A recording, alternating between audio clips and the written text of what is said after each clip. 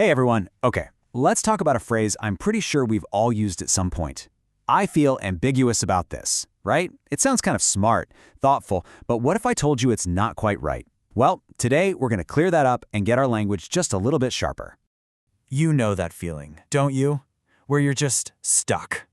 You have these mixed emotions swirling around, but when you actually try to explain what's going on in your head, the perfect word just disappears. It's like you're lost in this emotional gray area. And yeah, this is usually the phrase we grab. It sounds intelligent, it sounds considered, but here's the thing. While most people will get the gist of what you mean, we're not just aiming for good enough here. We're aiming for perfectly clear. So let's get right to the heart of it. This whole confusion really just boils down to two words that sound super similar, ambiguous and ambivalent. Let's finally clear this up for good. Okay, first up, ambiguous. Now here's the key. This word describes a thing or a situation. Think about it. Ambiguous instructions for assembling furniture, an ambiguous ending to a movie, or maybe an ambiguous law. The thing itself is what's unclear, not how you feel about it.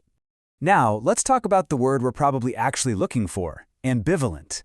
See, this one is all about your feelings. It's the perfect word for that internal tug of war, when you can see the good and the bad in something at the same time. Like that new job offer, the pay is fantastic, but the hours are brutal. That is the absolute definition of feeling ambivalent.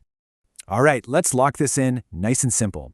Ambiguous, that's for the situation. Ambivalent, that's for your feeling. So if your friend sends you a confusing text message, the message is ambiguous. But if you have mixed feelings about seeing them because of that weird text, then you are feeling ambivalent. See how that works? It's a huge difference.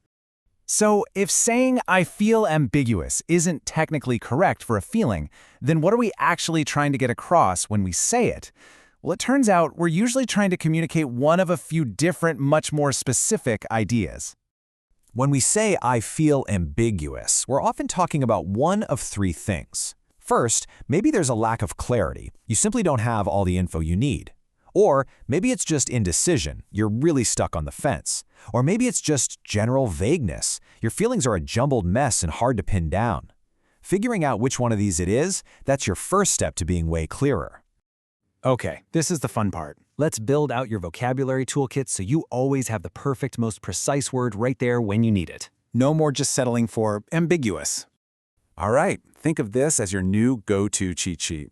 The idea is to match your real feeling to the right word. So if you've got mixed feelings, you're ambivalent. If you're just not sure yet, you're uncertain. Totally baffled and confused, you're perplexed. And if you think someone is being shady and intentionally vague, they're being equivocal. So much more powerful, isn't it? We're almost done. To really make this stick and sound like a pro, there's just one tiny grammar rule that's going to make all the difference when you start using these new words. Let's get it polished. It's super simple but really important. Whether you're using ambivalent or uncertain or a similar word, the preposition you want is always about. You feel ambivalent about the decision, not to it or for it.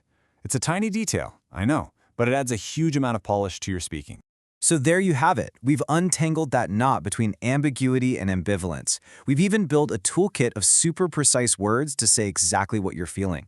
So the next time you find yourself in that gray area of uncertainty, you'll actually have the power to choose your words with total confidence.